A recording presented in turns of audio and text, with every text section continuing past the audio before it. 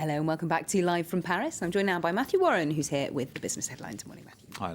So we're going to start off with President Obama being officially inaugurated today, and he's got a lot of economic challenges on his plate. He has, as well as all those other domestic, international issues. Two very big economic challenges. One is the big debt pile that the US has. The other one, of course, is unemployment as well. Now, the US has been edging closer to the limit of how much debt it can have. Some say it actually reached it at the end of December. It's doing some clever accounting now. Now, this is known as the debt ceiling. It's currently at currently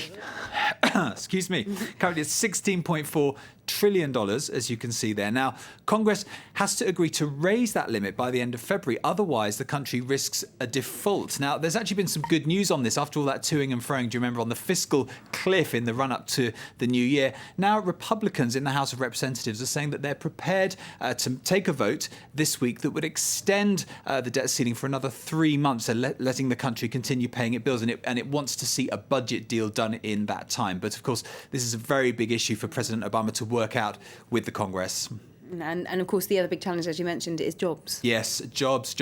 And that's what they campaigned on during the election. And we can look at what's happened to the jobless rate since he took office 4 years ago. It went up and it ended up pretty much where he started, just under 8%. And President Obama has said that he plans to help create 1 million new manufacturing jobs by the end of this term. OK, well, let's have a look at the markets.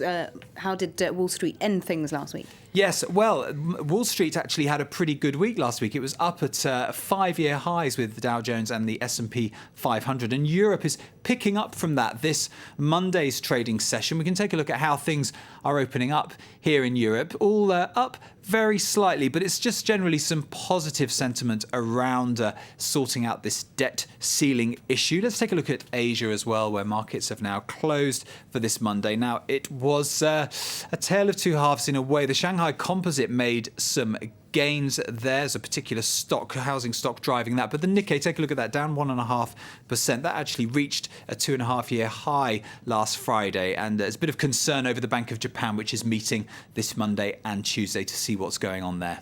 OK, well, we're going to stay here in Europe now because a bit of a change at the top in a key European position. That's right. Now, this is in the group that's known as the Euro Group. It sounds a little bit technical, but it's finance ministers from the 17 countries that use the euro. They all get together on a regular basis. And for the last 8 years, they've actually been led. They've had a president of their group, which is Jean-Claude Juncker, the Prime Minister and Finance Minister of Luxembourg. But he is stepping down after those 8 years. Who can blame him? And somebody else is going to take over. Now, the person who's most likely, it seems, is the relatively inexperienced Dutch finance minister. This report from Oliver Farry.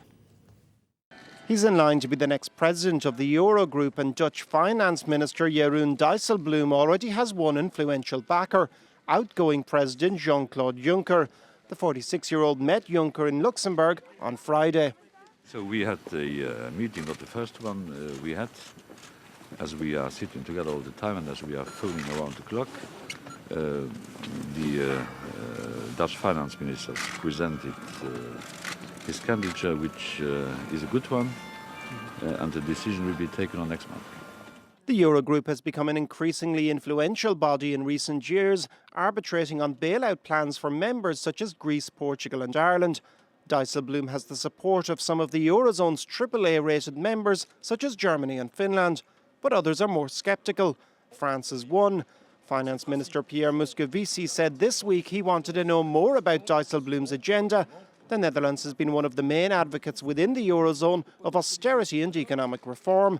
The Dutchman says he is willing to address any French concerns. My French colleague has asked for a presentation on Monday on the vision on the Eurogroup, and I'm very glad to give that on Monday. So I think that's a very reasonable request from the French colleagues. So we'll do that. The decision on the appointment will be taken on Monday when Eurozone finance ministers meet in Brussels. Dijsselbloem is the only candidate so far to step forward. His inexperience may count against him. His ministerial career began only 2 months ago. Me having Well, those ministers will all be meeting in Brussels, as I said before, later this Monday. And in fact, it will be over dinner that they will be making this decision. Apparently, it's a show of hands. We'll see. But that will be after Jeroen Dijsselbloem. You see, I'm practicing this name, getting used to it. If it is going to be him, he will have made his presentation, see whether Pierre Moscovici from France is happy with what he hears. Well, let's get some of the day's company news now. And investigators say that a battery that caught fire in a Boeing 787 Dreamliner was not overcharged. The battery is being studied after the fire on a Japan Airlines flight. The 787 Dreamliner aircraft has been grounded after a number of incidents in the last week. Investigators are now focusing on problems with wiring or other charging components. And those problems at Boeing have caused a series of flight cancellations. Japan's All Nippon Airways says it'll cancel 335 flights this week. That will affect 48,000 passengers. One of the airline's flights was forced to land last Wednesday due to a smoke alert. And the world's second biggest luxury goods company missed expectations with its latest results. The Richemont Group owns brands you can see there, including Cartier, Montblanc and Alfred Dunhill as well. The company said that activity in China was largely responsible for those results. Retailers there became more cautious in the last 3 months. Meanwhile, the Americas were the best performing region. I can tell you as well that shares in Richemont on the Zurich Stock Exchange down around 6% so far this morning. Now, we're talking tech now, Matthew, because the founder of a file-sharing website that was shut down, quite famously, has sprung back into life. That's right, sprung back into life in quite lavish style, as we're going to see in this report in a moment. Now, this is from the man who calls himself Kim.com. Now, he had a site called Mega Upload, but it was shut down by prosecutors who said that it facilitated illegal downloads. That was about a year ago. As you say, Lorna, he's now sprung back into life with a new site that he's calling Mega, and Mr. .com says that this time he can't be touched by any legal problems. Launch parties rarely look like this. 1 year on, and those behind the now illegal file-sharing platform Mega Upload reveal its reincarnation, Mega, by recreating the raid on the mansion of entrepreneur Kim.com that led to the site's shutdown. Mr. .com, born Kim Schmidt, is still living with the threat of extradition from New Zealand to the US on charges of internet piracy. But far from being discouraged, he's responded with a new web-based service that lets people upload and store files. Competing with the likes of Dropbox, iCloud and Boxnet, he's adamant that Mega is operating inside the law. Your right to privacy is a basic human right. It's in the United Nations Charter of Human Rights. So, I think it will be difficult to outlaw encryption. The client, the user, that's you and I, are actually going to put an encryption key in.